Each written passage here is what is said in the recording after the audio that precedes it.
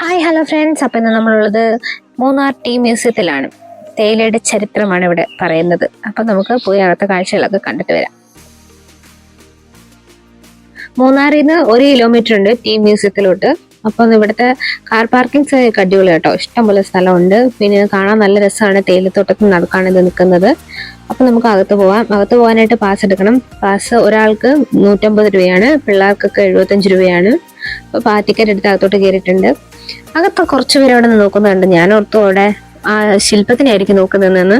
അടുത്ത് പോയപ്പോഴാണ് സംഭവം എന്താണെന്ന് മനസ്സിലായത്. കണ്ടോ, ഇത് നമ്മുടെ ഏൻഷ്യന്റ് കാലഘട്ടത്തില് സമയം നോക്കാനായിട്ട് ഉപയോഗിച്ചിരുന്ന സ്കെയിലാണ്.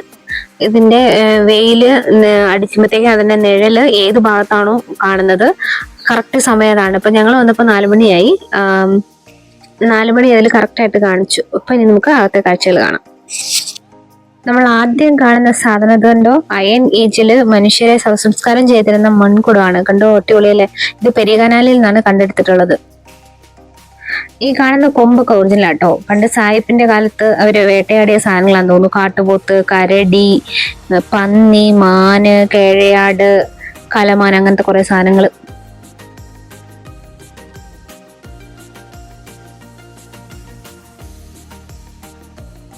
ആദ്യമായിട്ട് ട്രെയിൻ ഓടിയത് നമ്മുടെ ഇടുക്കിയിലാണല്ലോ. അപ്പൊ അതിന്റെ പാർട്സ് ഒക്കെയാണ്. പ്രളയത്തിൽ പകുതിയും പോയി. അതിൽ കിട്ടിയ പാർട്സ് ഒക്കെ ഇവിടെ വെച്ചിട്ടുണ്ട്. കണ്ടോ, ഇതൊക്കെയാണിത്. ചരിത്രമുറങ്ങുന്ന മണ്ണ്.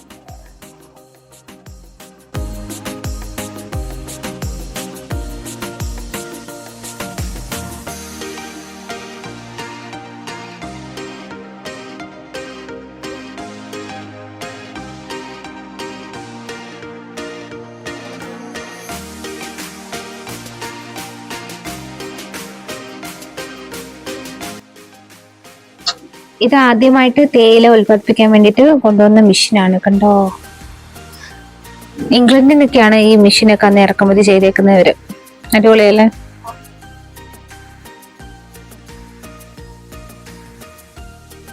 ഇനി നമ്മൾ കാണുന്നത് തേയില മൂന്നാറിൽ കൊണ്ടുവന്നതും സായിപ്പുമാര് വന്നതും തേയില നട്ടതും അതിന്റെ പ്രൊസീജിയൊക്കെയാണ്. എങ്ങനെയൊക്കെയാണ് അത് മൊത്തം വ്യാപിപ്പിച്ചത്, സ്ഥലങ്ങള്, പിന്നെ അവരുപയോഗിച്ച ക്ലോക്ക്, അവരുടെ എല്ലാവരുടെയും ഫോട്ടോസ്, ആദ്യമായിട്ട് കാർ റേസ് നടന്നത്, അങ്ങനെ യുണീക്കായിട്ടുള്ള ഫോട്ടോസും പേപ്പർ കട്ടിങ്സ് ഒക്കെയാണ് ഇതിനകത്തുള്ളത്.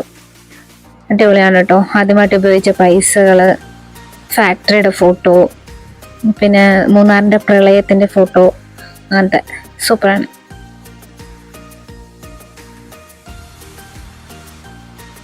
പണ്ട് ഉപയോഗിച്ചിരുന്ന കോമ്പസ്, വാച്ച്, അങ്ങനത്തെ സാധനങ്ങളൊക്കെ അടിപൊളിയല്ലേ. കണ്ടാ,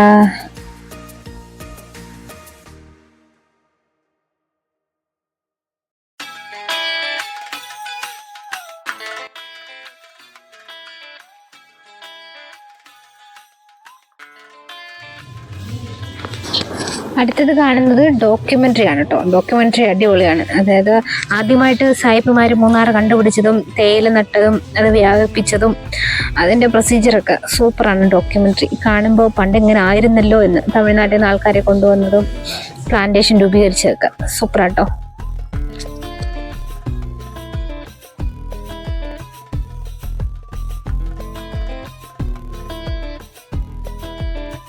ഇതൊക്കെ പണ്ട് സായിപ്പ്മാർ ഉപയോഗിച്ചിരുന്ന സാധനങ്ങളൊക്കെയാണ്. ഫോണ്, ടൈപ്പ് റൈറ്റർ, ആയുധങ്ങള്, അങ്ങനത്തെ കുറെ സാധനങ്ങൾ, പഴയ സാധനങ്ങൾ, ഒത്തിരി പഴക്കമുള്ള സാധനങ്ങളാണ് ഇതൊക്കെ.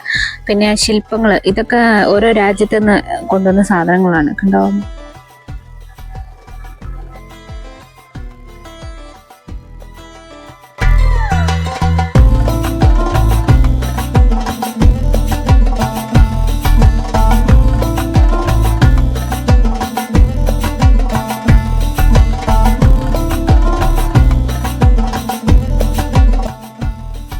ഇവിടെ ടീ മ്യൂസിയത്തിനെ കുറിച്ചും ടീന്റെ സവിശേഷതകളും അതിന്റെ ബെനിഫിറ്റൊക്കെ എല്ലാം ഇതിനകത്ത് എഴുതിയിട്ടുണ്ട്. ഫുള്ള് നമുക്ക് വായിച്ച് മനസ്സിലാക്കാൻ പറ്റും ഇതിനകത്ത്.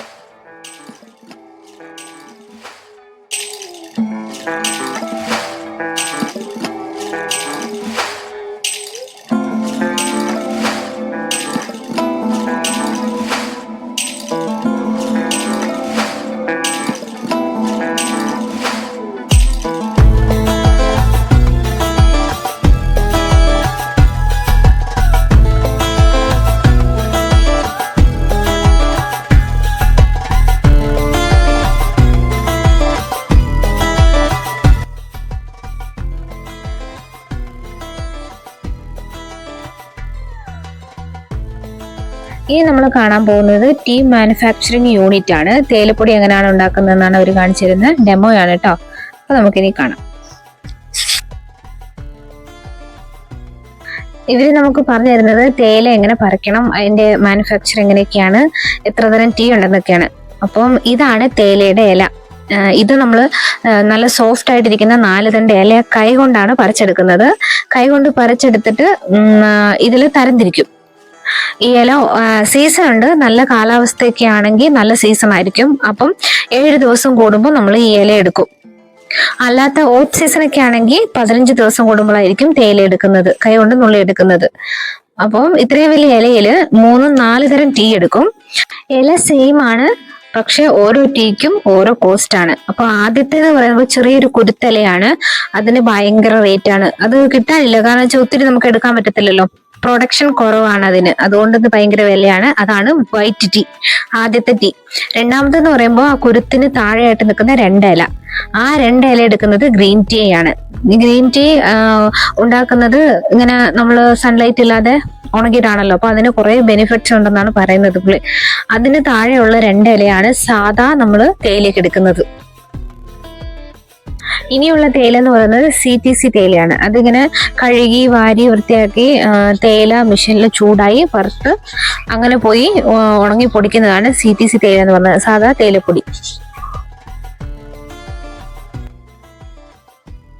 കഴുകി വാരിയ തേയില ഇനി ഈ മെഷീനിലോട്ട് ഇടും. ഇത് പൊടിച്ച് തരിയാക്കി ഉണങ്ങാൻ വേണ്ടിയിട്ട് ഡ്രൈയിലോട്ട് മാറും. CTC സ്കാൻ പോലത്തെ അങ്ങനെ അതിലോട്ടങ്ങ് മാറും. അപ്പം തേയില ഇടുന്നുണ്ട് ഇതിനകത്തോട്ട്. തേയില ഇതിനകത്തോട്ട് ഇടുമ്പോൾ ഇത് പൊടിഞ്ഞ് അപ്പുറത്തോട്ട് വരുന്നുണ്ട്. അതാണ് ആ പുള്ളി എടുത്ത് കാണിക്കുന്നത്. കണ്ട, പൊടിഞ്ഞു വന്ന് കിട്ടി. ഇനി ഇത് അങ്ങനെ ഓരോ മെഷീനിലോട്ട് ഡ്രൈയിലോട്ട് മാറും. ഡ്രൈയിലോട്ട് മാറി ഉണങ്ങി ചെറിയ തരിതരിയായിട്ട് അങ്ങോട്ട് പോകാനായിട്ട് CTC ഒക്കെ ഇതിലെ കൂടി ഇങ്ങനെ തേയില മേലോട്ട് വരും.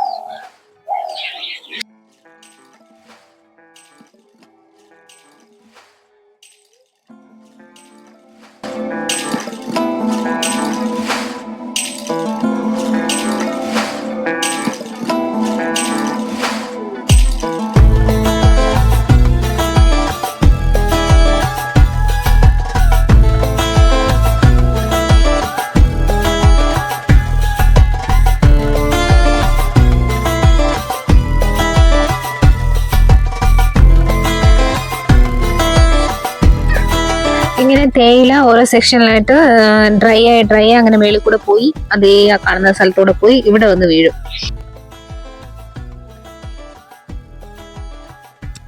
ഇവിടെ വന്ന് വീഴുന്ന തേയില അരഞ്ഞ് ഈ മെഷീനിൽ കൂടെ കയറി പൊടിഞ്ഞിങ്ങോട്ട് വരും പൊടിയായിട്ട്. അവിടെ നിന്ന് വാരി ഈ ഡ്രയറിലിടും. ഈ ഡ്രയറിലാണ് അങ്ങനെ ഓരോ തേയിലയായിട്ട് തിരിഞ്ഞു വരുന്നത്. കണ്ടോ, ഓരോ പാത്രത്തിൽ ഓരോ സൈസ് തേയിലയായിട്ട് വന്ന് വീഴും. ഇനി ഈ തേയിലപ്പൊടി ഒരു പാക്ക് ചെയ്തെടുക്കും. കടുംചായ കുടിക്കുന്ന എനിക്ക് പോലും അറിയത്തില്ലായിരുന്നു ഇത്രയും തരം ടീ ഉണ്ടെന്ന്. ഇതുണ്ടോ, ഗ്രീൻ ടീ തന്നെ പലതരം, ഓർത്തഡോക്സ് ടീ, CTCയുടെ തന്നെ പലതരത്തിലെ ടീ, പിന്നെ വൈറ്റ് ടീ ഏറ്റവും വില കൂടിയത്, അതിലും തന്നെ പലതരത്തില്. സംഭവം അടിപൊളി കേട്ടോ.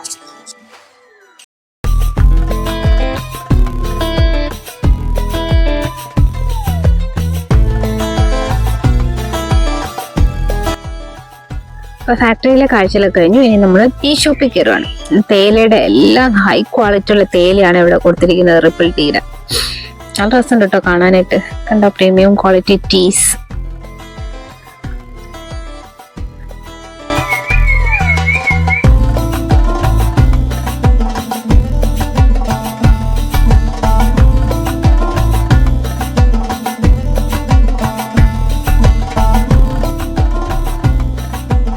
പല ഫ്ലേവർ ചേർത്തിട്ടുള്ള ടീസ് കണ്ട, എല്ലാം അങ്ങനെ ഓരോ ബോട്ടിലായിട്ട് അടുക്കി വെച്ചിട്ടുണ്ട്.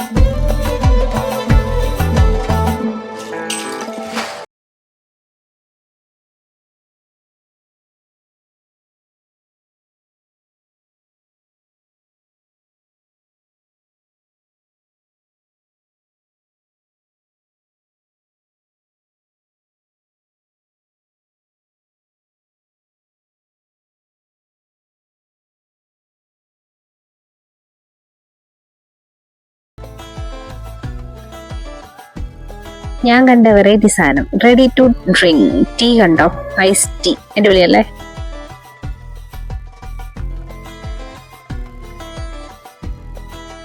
ഇഷ്ടപ്പെട്ട് കാണുമെന്ന് വിചാരിക്കുന്നു. എൻ്റെ വീഡിയോ ഇഷ്ടപ്പെട്ട എല്ലാവരും എൻ്റെ ചാനൽ സബ്സ്ക്രൈബ് ചെയ്യുക, ലൈക്ക് ചെയ്യുക, ബെൽ ബട്ടൺ ക്ലിക്ക് ചെയ്യുക. അപ്പോൾ പുതിയ വീഡിയോ ആയിട്ട് അടുത്ത വ്ലോഗിൽ കാണാം. അതുവരെക്കും ബൈ.